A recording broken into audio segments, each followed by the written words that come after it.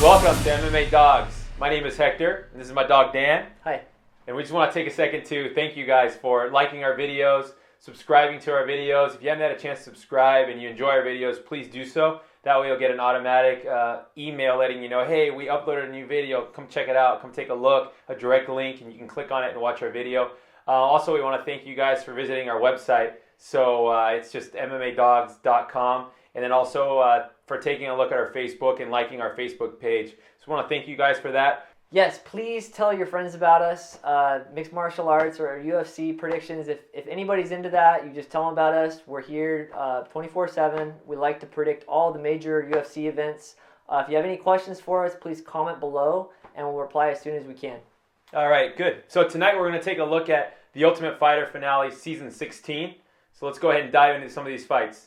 Let's take a look at a lightweight matchup between Melvin Guillard and Jamie Varner. First, we'll take a look at Jamie Varner's last two fights. Most recently, he lost via submission to Joe Lozon in what was a great fight. And then his fight before that, he TKO'd Edson Barbosa in a huge upset. Now we'll take a look at Guillard's last two fights. Most recently, he got knocked out by Donald Cerrone in a quick, explosive, fast-paced fight.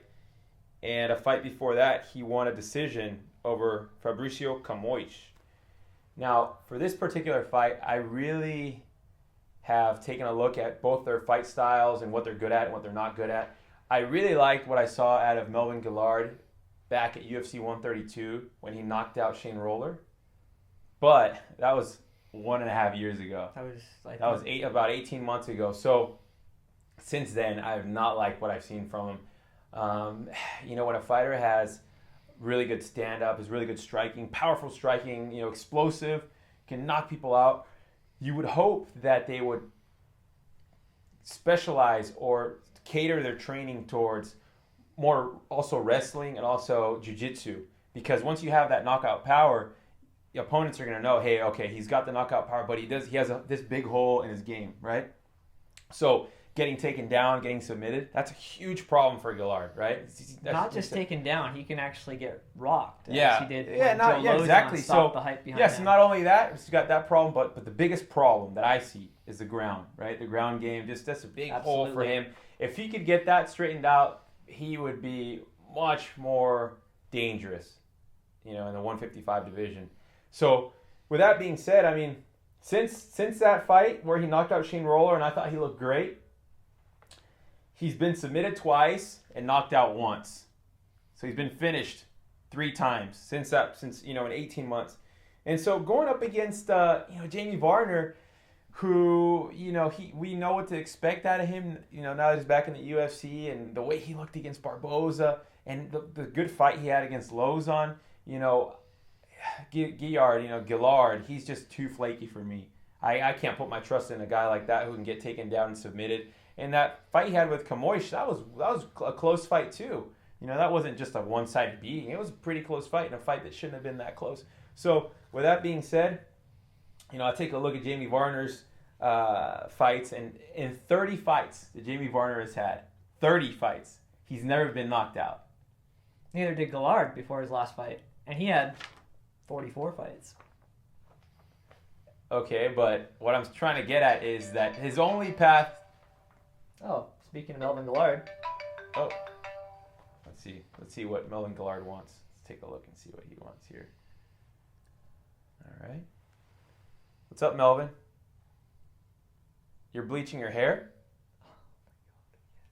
Oh, he needs some help bleaching his hair, he said. Hey, you know what? We're in the middle of shooting here, and you should be working on your jiu-jitsu and working on your wrestling. I know that you got to take care of the submission the defense. But for now I'm gonna have to go here. I've got the viewers listening in on the call. But hey, if you want to win this fight, don't get taken down by Varner. Keep it on the feet and knock him out like you did Shane Roller. I'll talk to you later. I'll call you later. Bye. Yeah. So Jamie Varner's 30 fights. He's never been knocked out, and that's Melvin Guillard's only shot at winning this fight. If he knocks out Varner. I guess he could get a decision, but is he really going to grind out a decision versus Jamie Varner, a wrestler like that? No, I don't think so. So his only shot is to go for the knockout. Now, in my opinion, Varner will use his wrestling get the takedown, and he could either work towards a submission, or he could work to get the TKO, or if he wants to do, one of those grind out sessions, he could grind him out for a decision. But either way, I see Jamie Varner having more ways of getting his hand raised than Melvin Guillard. So with that being said, I'm gonna have to go with Jamie Varner on this one. Jamie Varner, I'm gonna say it's gonna be a TKO stoppage. So he's gonna take him down to the ground, TKO. And as far as the betting advice goes, for this particular fight, it'll be interesting to see what the odds look like. But without having the odds, right in front of me because they haven't been released yet, I'm gonna say a 3-star. I'm gonna say 3-star. It could be higher, but for right now, 3 stars. Jamie Varner via some kind of finish. I would say TKO. Could be a submission, but Jamie Varner's ground and pound, man, it's mean. So we saw what he did to Edson Barbosa once he got him on the ground. So either TKO or submission, but Jamie Varner. What do you got, dog? This fight is pretty interesting. I see both guys coming back after being finished in their last fights. Very safe, conservative, don't want to rush in and get caught or anything like that. Melvin Guillard coming off of his first knockout loss after nearly knocking out Donald Cerrone. I mean, he nearly came pretty much stopped Donald Cerrone almost, and Cerrone came back with the head kick and the knockout punch. Jamie Varner got the win over Barboza, but he couldn't deal with the cardio of Joe Lozon. So with all that being said, and then I kind of looked at Varner's record too, and you said he had 30 fights on his. 6 of his fights that went the distance, he'd only got his hand raised twice, and one of those was a 5-round split decision.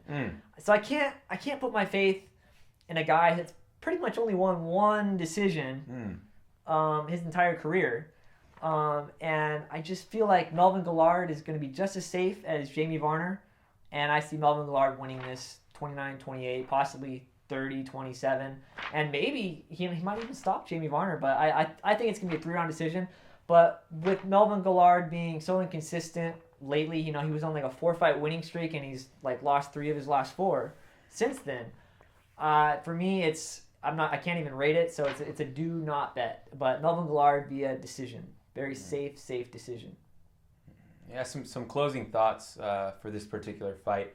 The more I think about it, the more I stand here and thinking about this particular fight, I'm very, very, very impressed with what I've seen from Jamie Varner in his last 2 fights.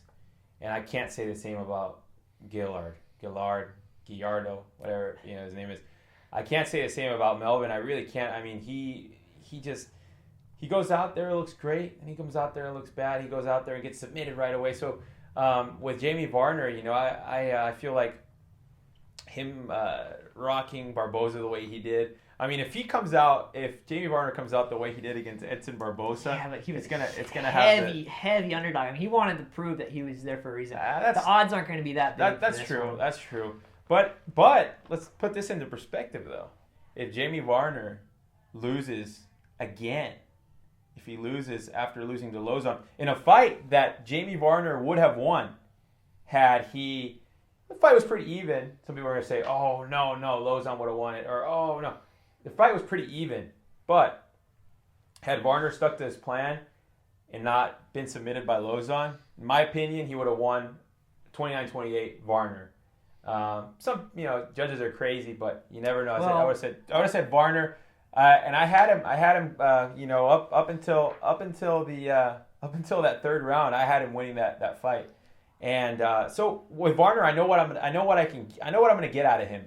There's no way in hell that Melvin's going to submit. There's no way that Melvin submits Varner. No way. It's not going to happen, right? I mean, that would be a real fluke. Okay. Could he knock him out?